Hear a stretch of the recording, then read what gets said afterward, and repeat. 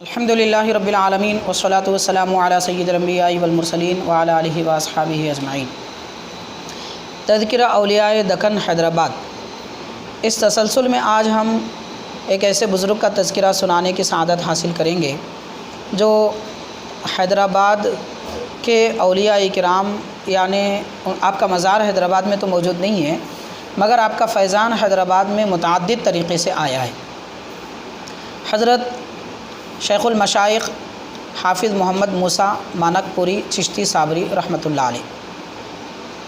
حضرت حافظ محمد موسیٰ مانک پوری چشتی صابری رحمۃ اللہ علیہ یہ کون بزرگ ہیں؟ حاضرین، ہم حیدرآباد میں ایک عظیم خدا رسیدہ بزرگ شخصیت کا نام بڑے تزک و احتشام کے ساتھ اکثر سنا کرتے ہیں، حضرت سید معین الدین شاہ خاموش رحمۃ اللہ علیہ۔ حضرت شاہ خاموش رحمۃ اللہ علیہ کے یہ شیخ ہیں اور آپ کے پیر و مرشد ہیں۔ چونکہ ہم ماہ رمضان المبارک میں ہیں اور ماہ رمضان المبارک کی 16ویں تاریخ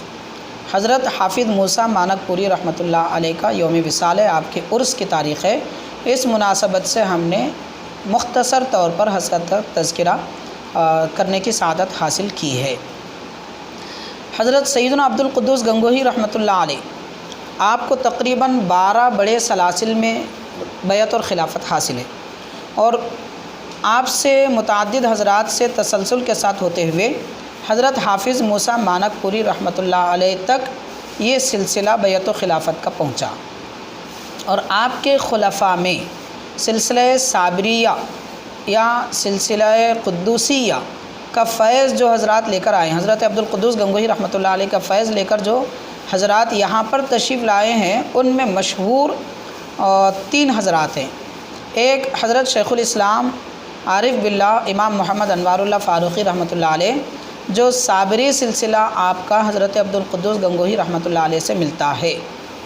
حضرت حاجی امداد اللہ مہاجر مکی رحمۃ اللہ علیہ کے واسطے سے۔ اور دوسرے حضرت شاہ خاموش رحمۃ اللہ علیہ، جو حضرت حافظ موسیٰ مانک پوری رحمۃ اللہ علیہ کے مرید اور خلیفہ ہیں،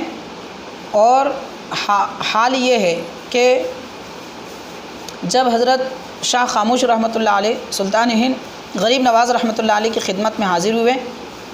آپ کی ولادت بیدر میں ہوئی تھی، تو آپ جب حضرت غریب نواز کی خدمت میں حاضر ہوئے تو سلطان ہند رحمۃ اللہ علیہ نے آپ کو حکم فرمایا کہ آپ باطنی فیض اور عروج و کمال اگر پانا ہے آپ کو تو حافظ موسیٰ مانک پوری رحمۃ اللہ علیہ کے پاس تشریف لے جائیں۔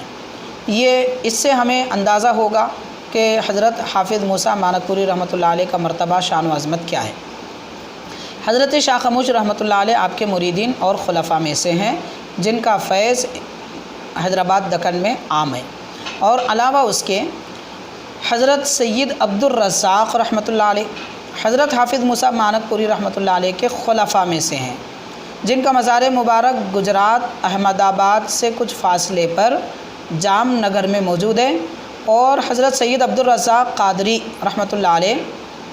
جو سلطان ہند سلطان اولیاء سیدنا حضرت پیران پیر غوث پاک رضی اللہ تعالی عنہ کے اولاد امجاد میں سے اور آپ کے نسل پاک میں سے موجود ہیں،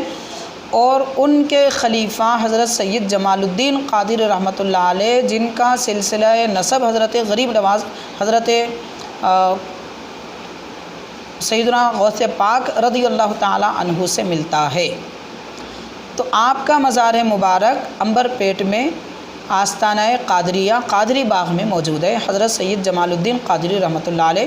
جو حضور غوث پاک رضی اللہ تعالی عنہ کے اولاد امجاد میں سے ہیں، اور ایک واسطے سے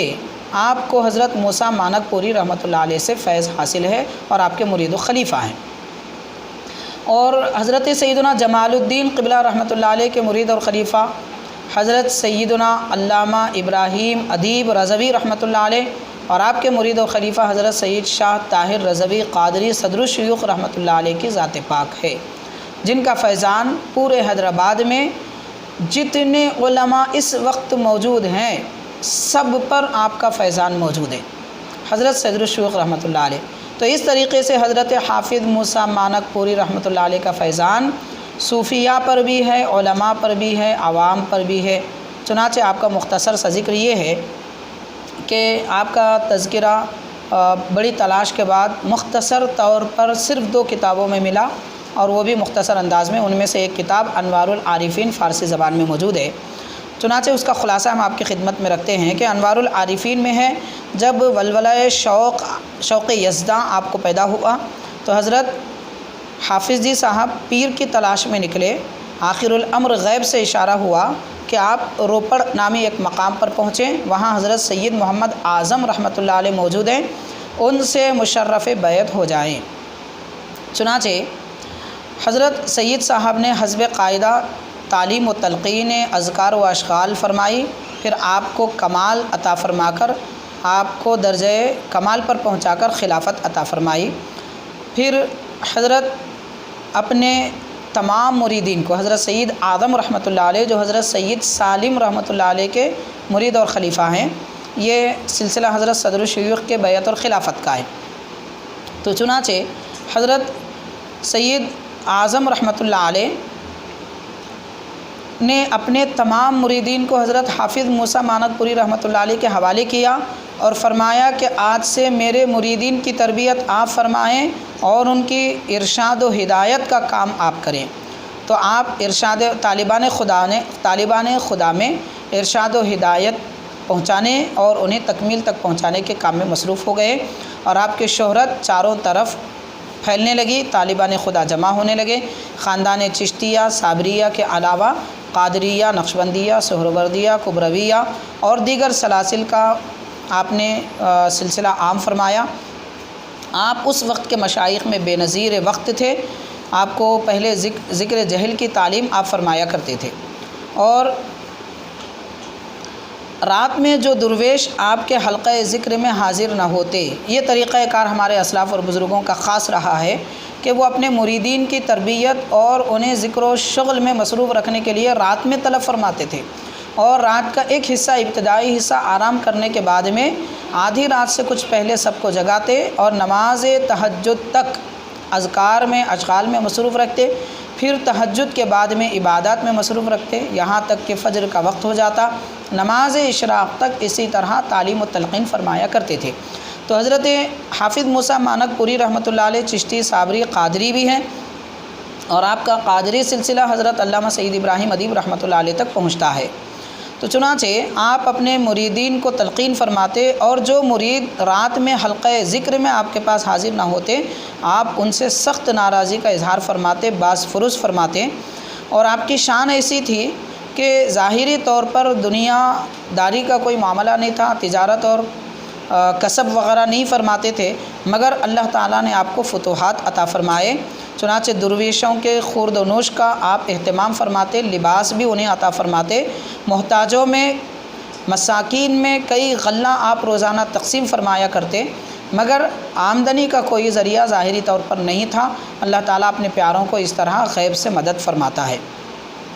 چنانچہ ایک مرتبہ آپ کئی لوگوں کو طلب فرما کر، جو آپ کے مریدین تھے، ان میں سے جو آپ کے مریدین اور خلفاء ہیں، ایک حضرت سید امانت علی رحمۃ اللہ علیہ، حضرت شاہ خاموش رحمۃ اللہ علیہ حیدرآبادی، اور حضرت سید شاہ عبد الرزاق رحمۃ اللہ علیہ جام نگر میں جن کا مزار مبارک ہے، حضرت عبداللہ شاہ صاحب تھانے سری، اور حضرت شاہ جی جان اللہ رحمۃ اللہ علیہ جو خانپور کے ہیں، حضرت حاجی مسکین شاہ رحمۃ اللہ علیہ، ایسے کئی حضرات کو جمع فرمایا، اور سب کو یہ ارشاد فرمایا کہ اب میں رجوع اللہ پورے طور پر ہو جانا چاہتا ہوں، میری خانقاہ تعلیم و تربیت کا کام تم لوگ اپنے ذمے لے لو۔ تو جتنے مریدین تھے سب نے کہا کہ ہم سے یہ کام نہیں ہو سکتا، یہ اعلیٰ مرتبے والا کام ہے، ہم معذور ہیں اس بارے میں۔ آخر الامر سب نے اشارہ کیا کہ حضرت مولانا سید امانت علی صاحب کو یہ ذمہ داری دی جائے۔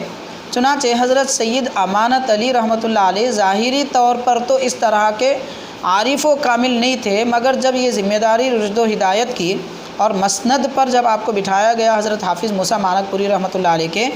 تو وہ ایسے فائز المرام ہو گئے کہ پھر دنیا انہیں دیکھتی رہ گئی۔ حضرت حافظ موسیٰ مانک پوری رحمۃ اللہ علیہ کا وصال مبارک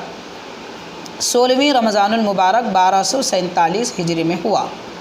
اور 1264 میں حضرت شیخ الاسلام بانی جامع رحمۃ اللہ علیہ کی ولادت ہوئی۔ یعنی آپ کے اور حضرت شیخ الاسلام کے درمیان میں بالکل مختصر سا بس 2 یا 3 عشرے کا فاصلہ موجود ہے۔ تمام درویشوں کو آپ نے رشد و ہدایت عطا فرمائی اور مسند ارشاد پر قائم فرمایا۔ اللہ تعالیٰ آپ کا فیضان ہمیں عطا فرمائے، نعمتوں سے سرفراز فرمائے۔ صلی اللہ تعالیٰ وسلم علی خیر خلقہ سیدنا محمد و آلہ و اصحابہ اجمعین والحمد للہ رب العالمین۔